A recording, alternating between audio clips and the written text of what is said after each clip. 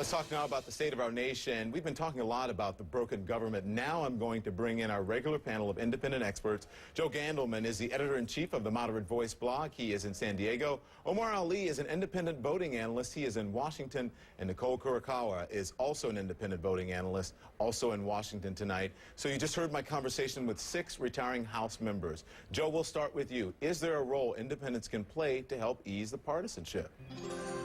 The system is not really set up at this point in the whole political culture to really give much credence to independence, because as your interviews noted, that say there's somebody in Congress who wants to show even a modicum of independence, they're immediately characterized and demonized and pushed into a non-compromising position. So whose fault is that anyway? Is it the party's fault, or is it the people back home, the constituents?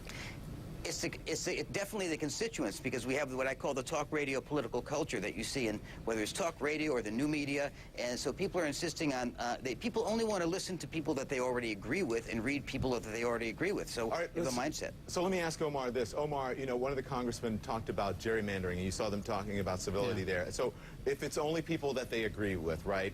They say that they are being faced with that choice because of gerrymandering, because of the way the districts are planned out, and that's part of a partisan way of doing business in the beginning, you know, and so they have to go back home and look at the constituents.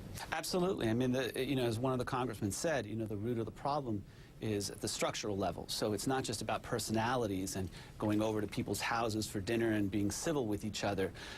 This is in some ways why it's important that independents continue to assert their voices, because open primaries or non-partisan redistricting would bust open the system so that the Americans can actually have a voice and in some ways break through the partisan gridlock.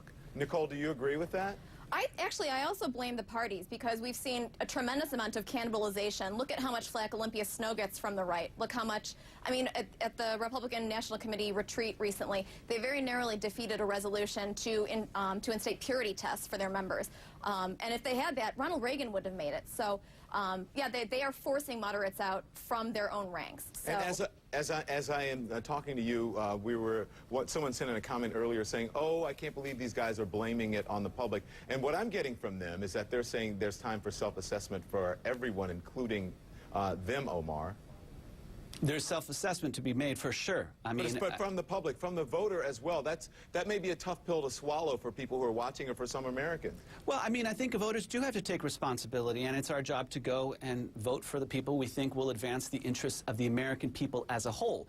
So, you know, come September and then come November, we'll see what the American people say, and the independent voters are going to play a crucial role, as they've been the margin of victory in a number of key elections, from Obama to what we saw in Massachusetts and the governors.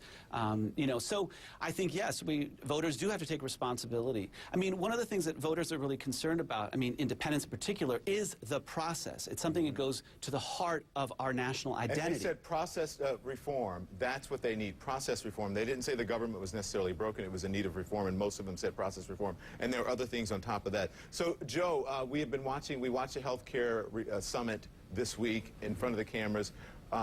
What's in it for independents? If anything? Well, I think there are several ways of looking at it. In one sense, you could look at it and say it showed that both parties did have people that were able to talk substance, that it wasn't strictly demonization. On the other hand, you saw the two sides pretty much in fixed positions. So the independents, again, the independents have to just keep clamoring and pushing, and really this idea that the way the system is set up for years, the consensus was a virtue in American politics, and is no longer the idea of compromise is considered something of a weakness.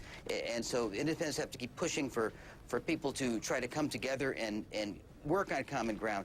What I came across watching the summit, I watched quite a lot of it, and again, I saw the Republicans were not as bereft of ideas as some people had suggested, but on the other hand, you saw positions that were almost completely entrenched as far as there is. So, Nicole, I just have a few seconds here. But, you know, is there need for maybe an independent star? We've seen, you know, this is a New York Times Sunday magazine. We see Scott Brown on the cover. We know that President Obama, leader of the Democrats, he's the president. Who's the independent star who can help your voice, the independent's voice, be heard?